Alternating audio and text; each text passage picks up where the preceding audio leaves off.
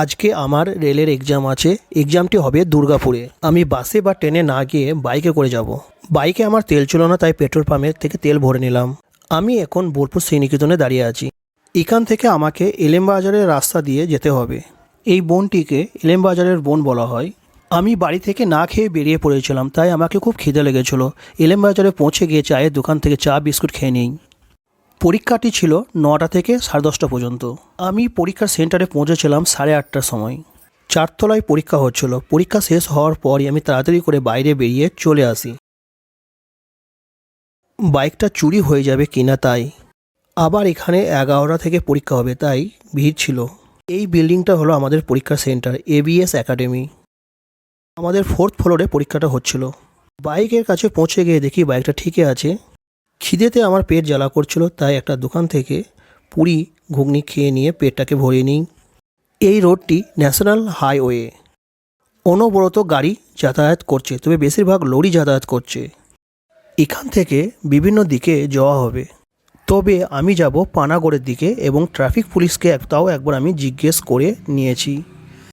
পানাগড় যেতে একটা toll tax আছে, তবে বাইকের কোনো টোল ট্যাক্স দিতে হয় না। রাস্তা শেষই হচ্ছিল না। 65 কিলোমিটারের জার্নি। এবার একটি মিষ্টির দোকানে ঢুকে মিষ্টি খাই, জল পান করি ও খানিকক্ষণ রেস্ট নেই।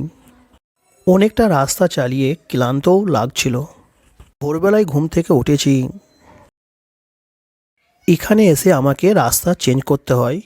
ন্যাশনাল হাইওয়ে ছেড়ে দিয়ে বোলপুর যাওয়ার রাস্তায় আমি উঠে পড়ি, অর্থাৎ এই রাস্তাটা দিয়ে আমাকে বোলপুরে যেতে হবে। এই মোড়টার নাম মনে হয় দার্জিলিং মোড়। আবার বাইক নিয়ে চলতে থাকি। এটি এলেমবাজার ঢোকার আগের ব্রিজটা। ব্রিজটার নাম আমার জানা নেই। এলেমবাজার থেকে একটু এসেই আবার বন শুরু হয়ে যায়। চারিদিকে উঁচু উঁচু গাছ থাকার কারণে সূর্যের আলো ঠিকমতো আসছিল না। গাছগুলো সূর্যের আলোকে আটকে দেয়, তার কারণে এখানে একটুকু অন্ধকার দেখাচ্ছিল। তবে বনের গাছগুলো পাতাগুলো একদম গ্রিন।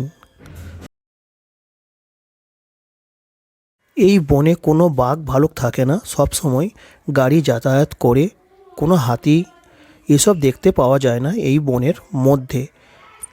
এই রাস্তা দিয়ে আমার গাড়ি চালাতে ভীষণ আনন্দ এবং ভালো লাগছিল। ধন্যবাদ।